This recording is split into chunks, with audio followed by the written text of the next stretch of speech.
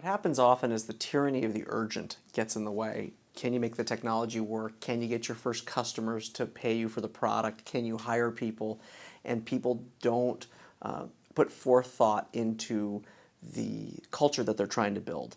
And every company has a culture, whether you do it by design or not, whether you articulate the values or not. And especially in startups, there's this notion of building your tribe. And a tribe, if you think of people who have a common set of language, a common set of goals, a common set of relationships, that can be a very powerful and motivating force when you're trying to accomplish something great. But by the same token, it can become very insular, and you can miss what's happening outside of the organization if you become too tribal. The notion of tribal warfare comes from when people become too isolated. And so if you can put the proper HR and organizational dimensions in place where it's not bureaucratic, but it's the right discipline, and you scale it up as the company becomes larger, it makes things a whole lot easier when you get to 10, 50, or hundreds of millions of dollars in sales. The notion of HR often gets segmented off into benefits and vacation policy and onboarding and offboarding. But really it's about people development. It's about helping people grow into the job they're doing now and hopefully the next two jobs they'll be able to do later. So if you think of HR as the notion of the chief people officer, in many respects it's probably the most important function in a company.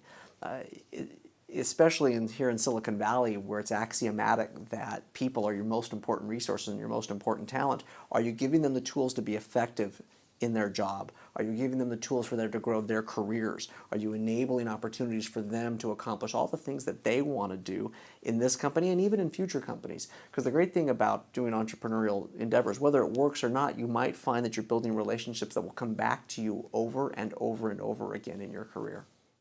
The best companies have HR as an executive position at a seat at the table.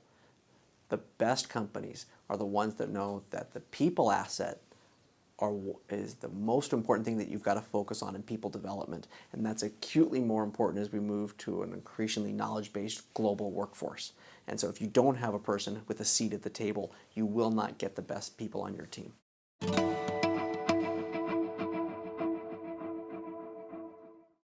If one believes in this notion that diverse opinions actually can add to the mix of creating a richer experience, sometimes people with HR experience who might have been working for a decade or 2 decades can bring pattern recognition and can bring best practices to an organization. So you don't necessarily have to reinvent the wheel. You can choose to do so where you want to. You can choose to put certain HR policies in place that you think can make your teams more effective.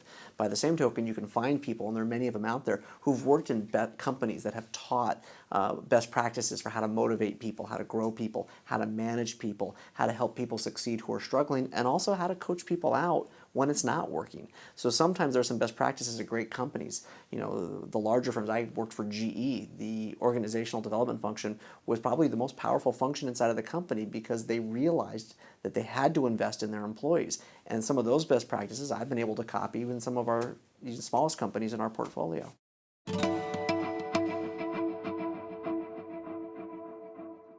You ask people, ask them for feedback. You can pull them anonymously. There are a lot of tools and technologies that are out there where people can give feedback as to what's working and what's not working. Sitting down and having regular one-on-one sessions with your direct reports. What's working, what's not working. Doing it sometimes in an office, but sometimes going off-site and going to lunch in a more informal setting. And I think baking that into the DNA of the organization where it just becomes part of the natural conversation. I think young managers in particular are nervous. They're nervous because they've never led before. What if everyone figures out that they're making it up as they go along? When all of us were managers for the first time, once upon a time. And so if you ask your teammates, what are the things they'd like to see changed and improved? That's where you can find out what you need to do. It's actually not hard. It's not rocket science. The most important thing is to show up and do it. If you can build a culture of open communication, not avoiding hard issues and not just where everybody gets a hug, but you can give feedback to each other on what's working and what's not working, that's when it goes well. But when you don't have the ways, the signals, the language about how to talk about values, how to talk about behavior that's acceptable, that's when it goes off course. And a great example is in startups. If you have a teammate who is responsible for a set of tasks and they're not getting delivered on time or not to a high enough quality, how do you have that conversation with people when it's a collegial environment, you're working till 2 or 3 in the morning, maybe it's one of your co-founders. How do you say, hey, look, you're not getting the job done and you're letting the team down? How do you have that conversation in a way that is professional, it's directed, but it's also effective?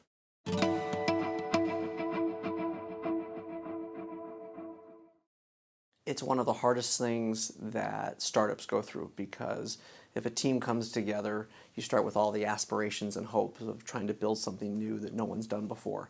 And when one founder, perhaps if the skill set is not scaling as the company grows, or there's a personality conflict, how do you manage those situations professionally, but don't be afraid to make a change? Sometimes entrepreneurs are afraid that they'll be judged incorrectly, or they'll be judged that they did not hire well or choose well, and so they'll keep doing things over and over again that just make things worse, as opposed to actually tearing off the Band-Aid.